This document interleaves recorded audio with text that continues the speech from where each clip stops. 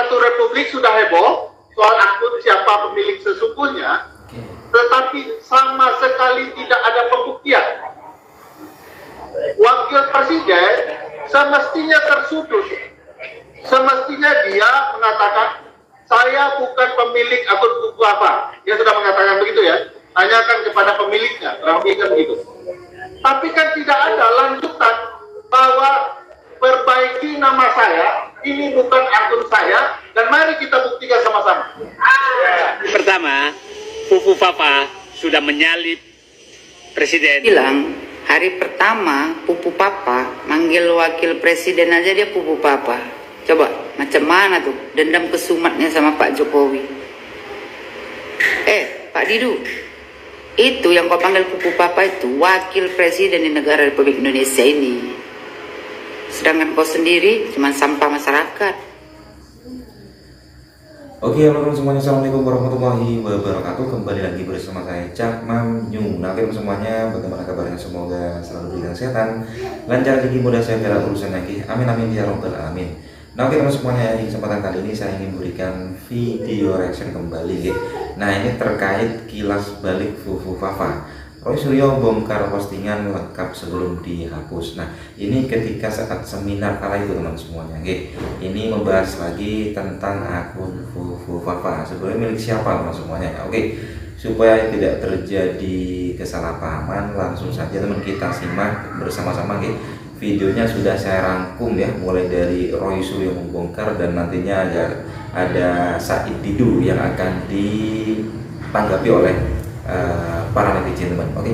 Seperti apa Roy Suryo membongkar postingan lengkap sebelum dihapus ini Fufu Papa? Ini dia teman videonya. Menarik. Tanggal 11 November 2013, Menteri Koperasi UKM waktu itu, ya, Pak Syed Hasan, itu punya acara di UNS, Universitas Negeri 11 Maret. Pesan cateringnya Cilipari.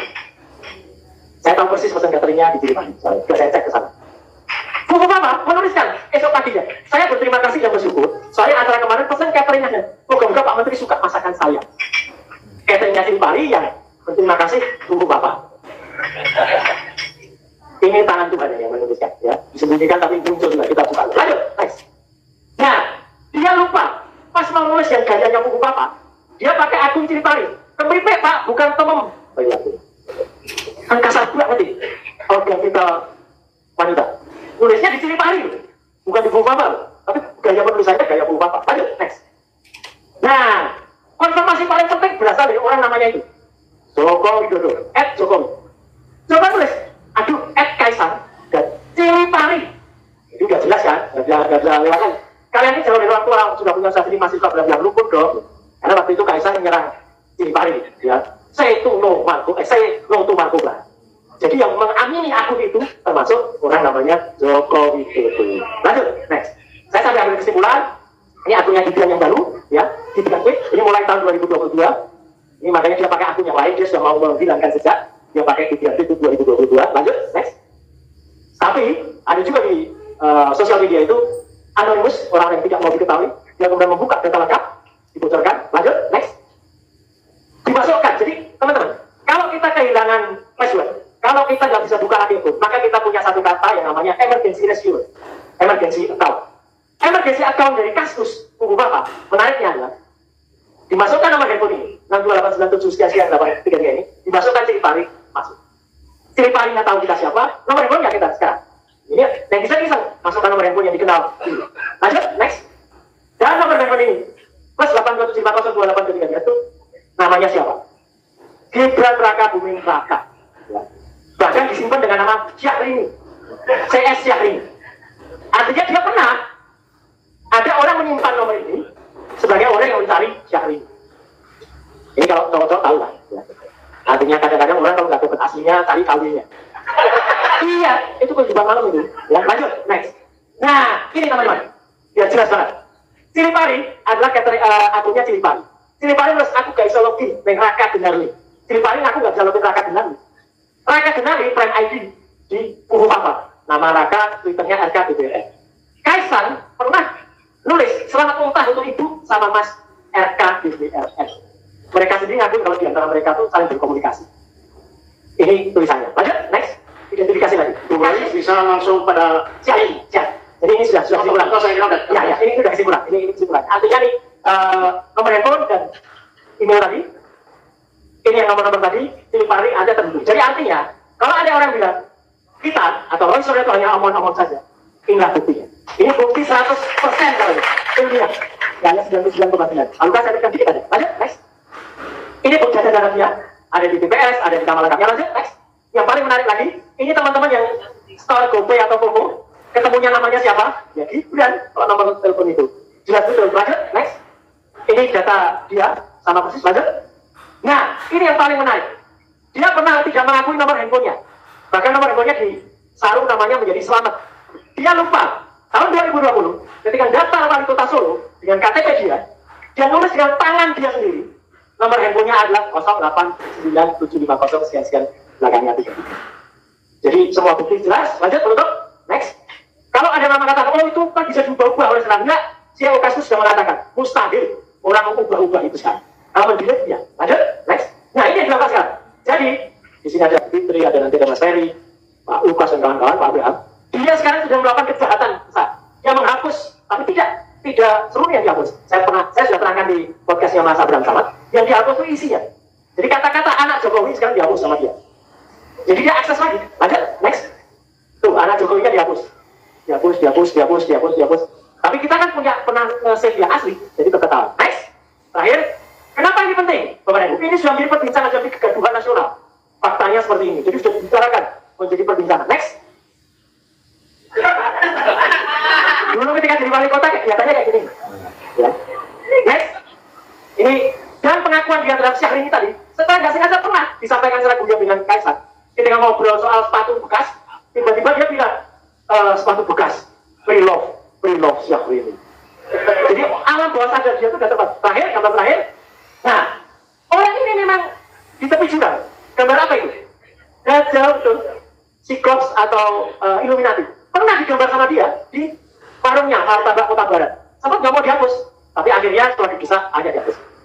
Terakhir, terima kasih. Wassalamualaikum. Bayangkan satu republik sudah heboh soal akun siapa pemilik sesungguhnya, tetapi sama sekali tidak ada pembuktian. Wakil presiden semestinya tersudut. Semestinya dia mengatakan, saya bukan pemilik akun buku apa. Dia sudah mengatakan begitu ya. Tanyakan kepada pemiliknya, kan begitu. Tapi kan tidak ada lanjutan bahwa perbaiki nama saya, ini bukan akun saya, dan mari kita buktikan sama-sama. Yang saya khawatirkan, jangan-jangan akun itu adalah memang akunnya Mas Gibran. Kalau pakai kemampuan dari netizen di media sosial, netizen sudah membuktikan dalam konteks versi mereka bahwa akun ini dimiliki oleh seseorang yang patut diduga adalah Mas Gibran. Sebagai wakil presiden dan berbagai para pendukungnya, sama sekali tidak ada terbersih untuk membuktikan sebalik. Jadi sudah ada nih nuansa bahwa tudingan bahwa dia adalah pemilik akun buku Papa tidak mampu dibantah oleh wakil presiden, para pendukungnya, bahkan oleh negara. Setelah reformasi, oligarki ini melakukan kudeta terhadap konstitusi. Dan kita harus paham, amandemen Undang-Undang Dasar 45 itu tidak lepas dari agenda mereka. Itu agenda mereka. Sehingga itu gampang sekali diubah. Terus setelah itu masuklah kudeta dia 2019 oleh hukum. Nah saat itu merasa bahwa ini sudah bebas sekali, maka dia ubah undang-undang apapun sesuai keinginan dia, termasuk undang-undang cipta kerja. Itu dia lakukan. Itu adalah pesanan oligarki. Setelah itu berhasil, sudah ada pasal undang-undangnya, maka dia ubah menjadi TSN di mana-mana atas keinginan oligarki. Nah, oligarki saat ini, kalau oligarki pada saat Pak Bung Karno, saya bilang itu di halaman rumah, lempar daging masuk, lempar ayam masuk, itu di luar rumah. Pada saat Pak Harto itu ada di pavilion, nggak boleh masuk ruang tamu. Pada saat Jokowi itu dia ngusir penghuninya yang dia ada di dalam dapur mereka. Di dapur mereka. Nah, itulah oligarki, itulah yang. Nah, sekarang dia sangat berkepentingan pada Pupuk Papa berlanjut. Jadi, yang kita lawan ini adalah mengambil kembali kudeta negara ini oleh oligarki bersama dinasti Jokowi. Itu yang kita harus ambil dan kembalikan kedaulatan kepada rakyat dengan mekanisme yang ada. Nah, itu saya muter-muter semua ini ini. Coba saya bayangkan. Bulan Juni, itu bulan Juni atau Juli, dulu Jokowi menantang, contoh saja bagaimana oligarki. Juli dia tandatangani Rempang kerjasama Cina tentang Rempang di Cina sana, disaksikan Jokowi dan Jinping. Agustus, Menteri Menko Perekonomian Airlangga Hartarto yang tandatangani saya itu Pak Lili. Kita harus mulai sebut nama, jangan mereka enak aja. Nama kita harus mulai sekarang. Kita harus identifikasi siapa sebenarnya alang-alang oligarki ini yang berbungkus politik. Airlangga Hartarto Agustus menyatakan menandatangani PSN Rempang. Bahlil Lahadalia menyatakan 22 September Rempang harus kosong. Belanda saja tidak sejahat itu di negeri. Tidak menjalankan. Kok ada orang jahat begini? Hanya sebulan rakyat harus diusir yang sudah puluhan tahun, ratusan tahun. Nah, ini betul-betul menurut saya sangat berbahaya bagi bangsa ini. Kita tidak tahu, ini sedang diskusi kita di sini. Tahu-tahu nanti rumah kita sudah ditetapkan dengan PSN, maka kita ditutup. Kita tidak tahu.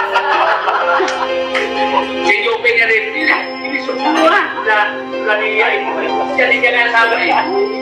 1965 dengan mudah umat Islam dan TNI diposisikan sebagai tertuduh, sementara PKI dibela sebagai korban dan akan mendapatkan ganti kerugian.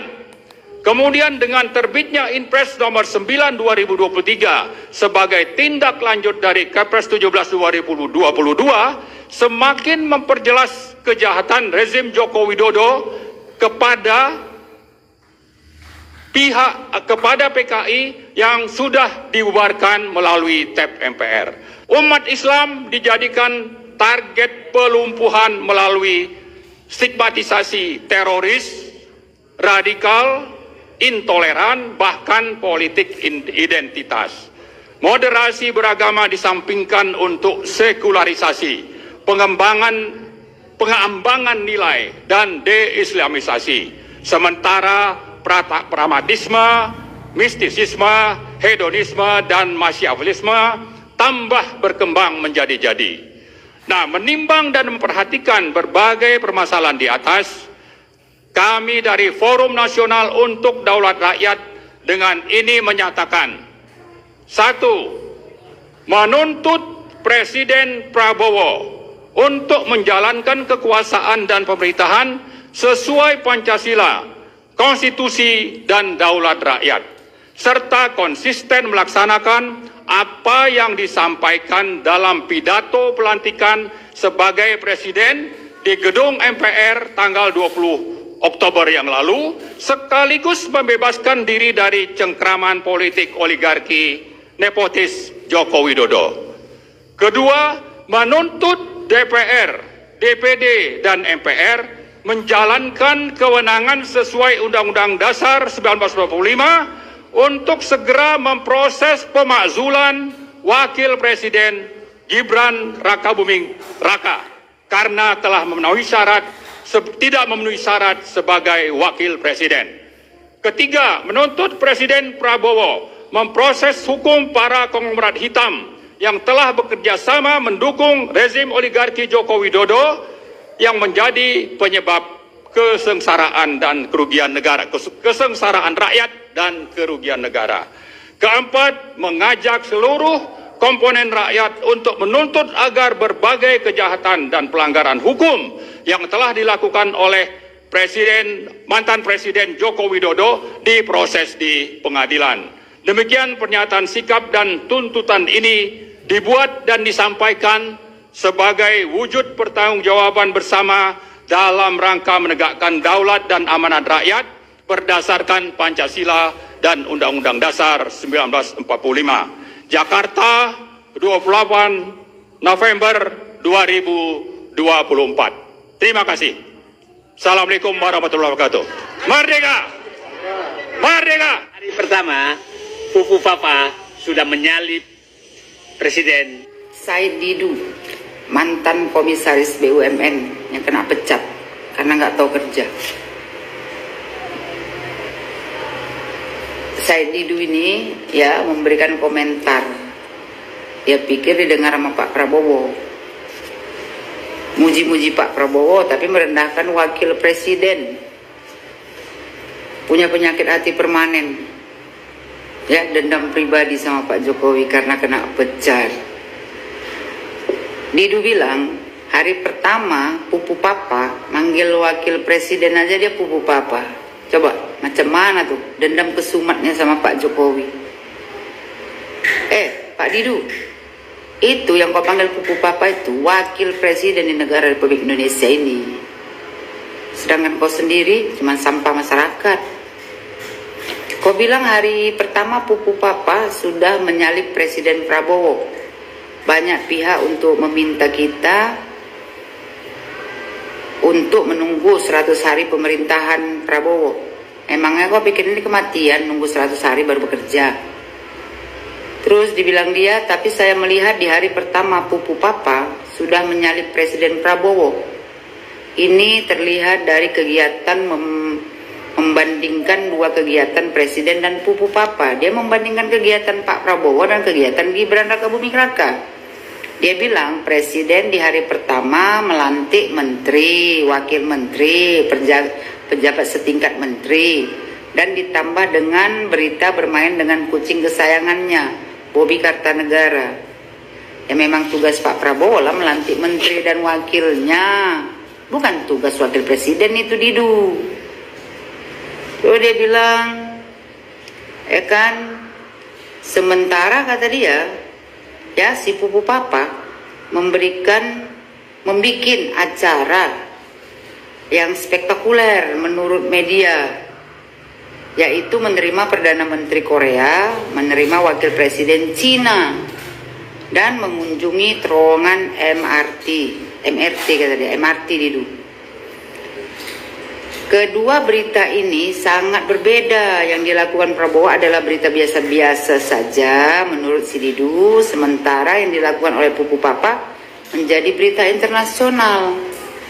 Didu, kegiatan wakil presiden itu sudah disetujui sama presiden. Kenapa kau yang sakit hati? Kalau seandainya Gibran Rakabuming Raka wakil presiden ya menerima Perdana Menteri Korea dan menerima wakil presiden Cina dan mengunjungi terowongan MRT, itu sudah ada persetujuan dari Bapak Prabowo presiden kita Didu. Gak mungkin wakilnya melaksanakan tugas tanpa sepengetahuan presiden. Kau yang betul aja Didu. Kau yang bengak, kau ajak orang bengak bersama, bengak berjamaah, ya gak mungkin lah. Itu kalau penyakit hati. Ya, membanding-bandingkan. Pak Prabowo katanya hari pertamanya cuma melantik menteri dan wakil. Sementara Gibran katanya melakukan kegiatan spektakuler ya kan. Padahal sebenarnya kok cemburu ya kan. Presiden juga nanti lebih jauh lebih tinggi karena wakil presiden kita ini pintar, bukan?